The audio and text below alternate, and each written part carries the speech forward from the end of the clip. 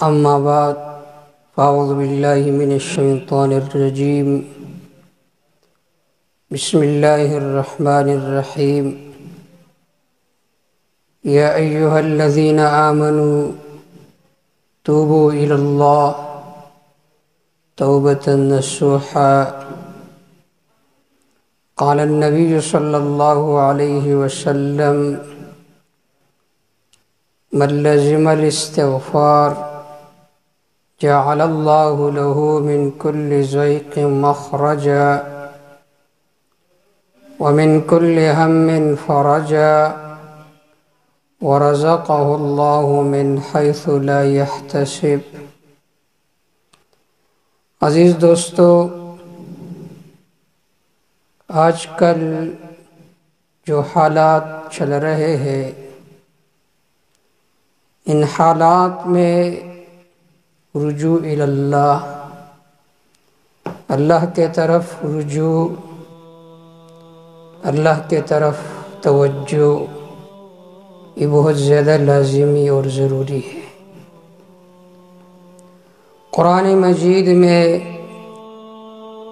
اللہ رب العزت نے ایمان والوں سے فرمایا، یا ایھا الذین آمنوا، ایمان والو،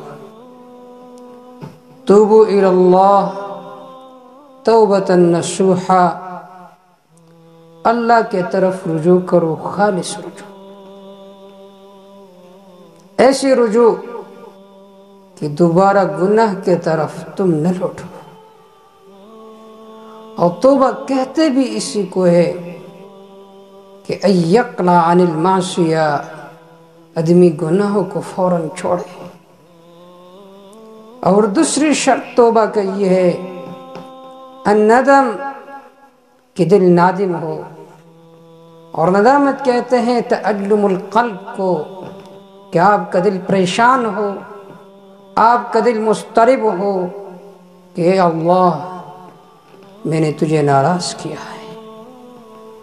اور تیسری شرط یہ ہے اللہ یعود الیہا، کہ پھر اس گناہ کی طرف نہ لپکے۔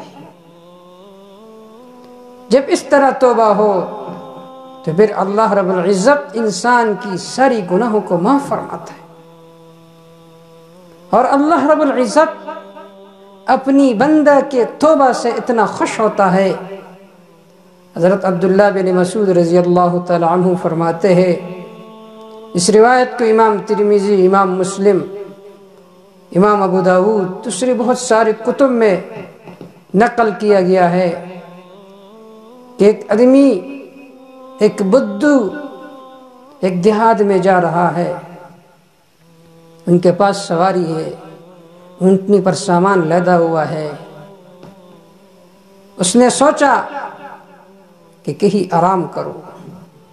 جب آرام کے لیے لیٹ گئے، جب دیکھا ایک صحرا ہے، وہاں پر کوئی پانی نہیں ہے، کوئی کھانے کی کوئی چیز نہیں ہے، کوئی انسان نظر نہیں آ رہا۔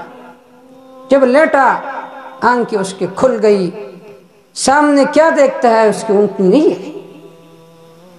اب یہ موت کے انتظار میں ہے کہ کب فرشتہ آئے گا، میرا روح قبض کرے گا۔ ایک درخت کے سائے میں لیٹا، موت کے انتظار میں، اس کی آنکھ لگ گئی، جو ہی آنکھ کھل گئی، دیکھا تو اس کی اونٹنی اس کے سامنے ہے۔ اس وقت یہ اتنا خوش ہوتا ہے۔ جناب رسول اللہ صلی اللہ علیہ وسلم نے فرمایا، یہ بدو جتنا خوش ہوتا ہے، اللہ تعالیٰ اپنے بندہ کے توبہ سے اس سے بھی زیادہ خوش ہوتا ہے۔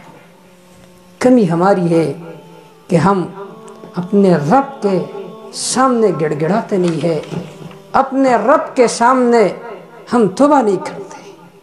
یہی مضمون انس رضی اللہ تعالی عنہ کی روایت میں بھی ہے، اور صحیح مسلم میں ان دونوں بزرگوں کے علاوہ حضرت ابو ہریرہ، حضرت نعمان بن بشیر، حضرت برا بن عازب رضی اللہ تعالی عنہ سے بھی یہی مضمون مروی ہے۔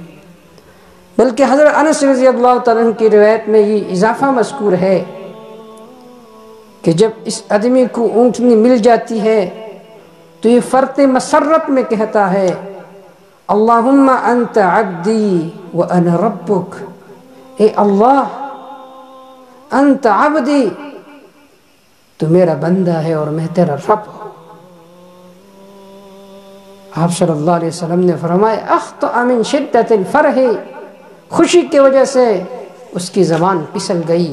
یہ آدمی جتنا خوش ہوتا ہے اللہ اس سے بھی زیادہ خوش ہوتا ہے، لیکن کمی ہماری ہے، ہم نے رب کے دروازے سے روگردانی اختیار کی ہے۔ دن بدن گناہوں میں ہم بڑھ رہے ہیں، دن بدن کبھی یہ خیال نہیں ہوتا کہ اپنے رب کو بھی منانا چاہیے۔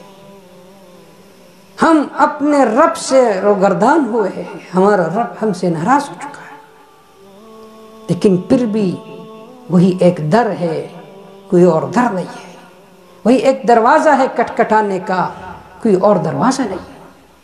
علامہ ابن قیم رحمہ اللہ نے اس کی ایک عجیب مثال ذکر فرمائی ہے۔ وہ فرماتے ہیں کہ ایک صوفی ایک دروازے پر، ایک راستے پر گزر رہا تھا، ایک ماں نے اپنے بچے کو مارا، دھکیل دیا دروازے سے کہ جاؤ تو نافرمان ہے۔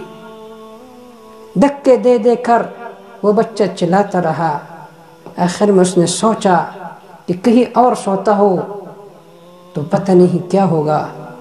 چلا جاتا ہے وہ بچہ، اپنے گھر کے دروازے پر لیٹ جاتا ہے۔ تھوڑی دیر بعد ماں آ جاتی ہے، جب دیکھتا ہے بچہ سویا ہوا ہے، بچے کو اٹھاتا ہے، مامتے کے جذبہ جوش میں آتا ہے، اسے گلے سے لگاتا ہے، کہتی ہے اے میرے بیٹے کیوں تو نافرمان ہے، تو میری جگر کا ٹکڑا ہے۔ علامہ ابن قیم رحمہ اللہ فرماتے ہیں کہ اللہ کی ذات وہ اپنے بندے سے بہت زیادہ پیار کرتا ہے، بلکہ اللہ ارحم